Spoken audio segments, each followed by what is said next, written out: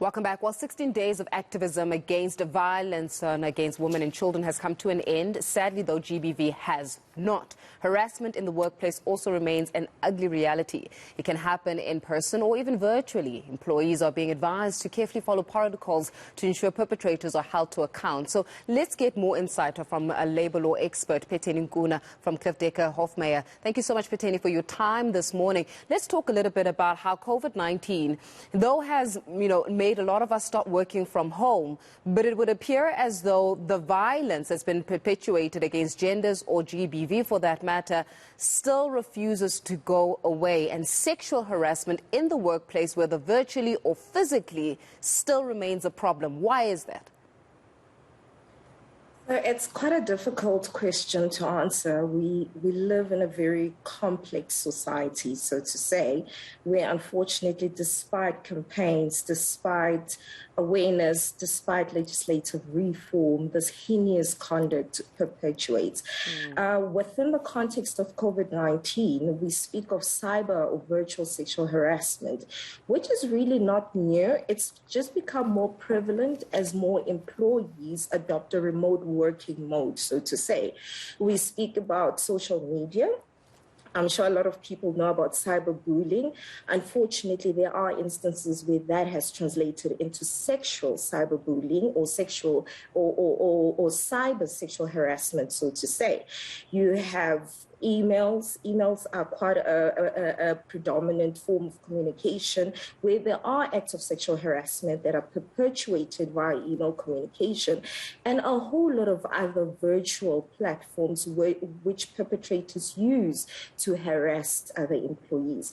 So unfortunately, yes, there's been a lot of reform, there's been a lot of effort, both from corporate and from government, but it still continues. Well, I want us to just labor on the point around cyber virtual harassment or sexual harassment, because in often cases when we even define sexual harassment or what we have been provided as a definition in its manifestation for sexual harassment is if maybe somebody, a colleague, whether your boss or somebody or the other, touches you inappropriately or says something to you inappropriately and the like. Now, with the cyber virtual sexual harassment, does it not provide a gray area where somebody could say, but hold on, you are overestimating or you're exaggerating, or that's not what was my intention, and providing a little bit of a gray area for which perpetrators can then use to really literally get away with it? So not necessarily. Remember, the definition of sexual harassment is not limited to physical conduct or the touching or the hugging.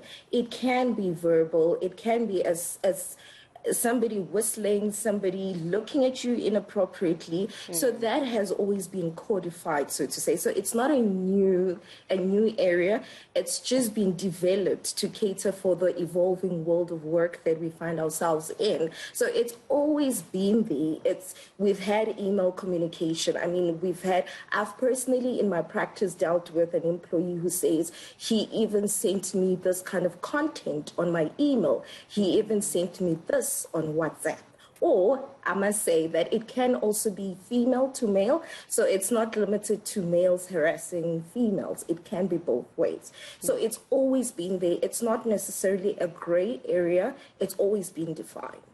What are we going to do about providing more protection to those that speak out?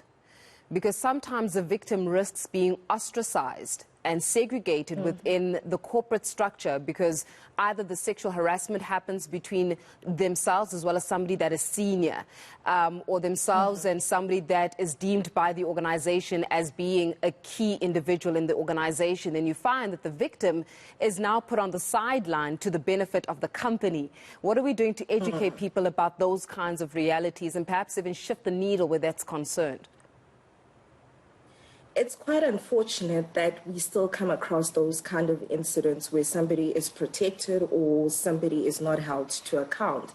But I must commend our courts, I must commend our legislature, because there have been reforms that have been designed to protect employees or victims, because sexual harassment can also happen to potential job applicants.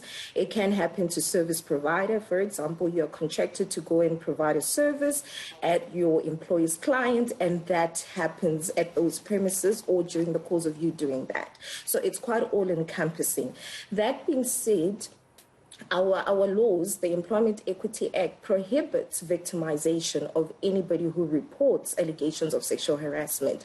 That being said, it is important for employees or any person who's a victim of sexual harassment to report the act immediately. The Employment Equity Act requires the victim of the act to bring this to the attention of the employer, to do so immediately, and also holds the employer responsible for taking relevant steps to eliminate that conduct.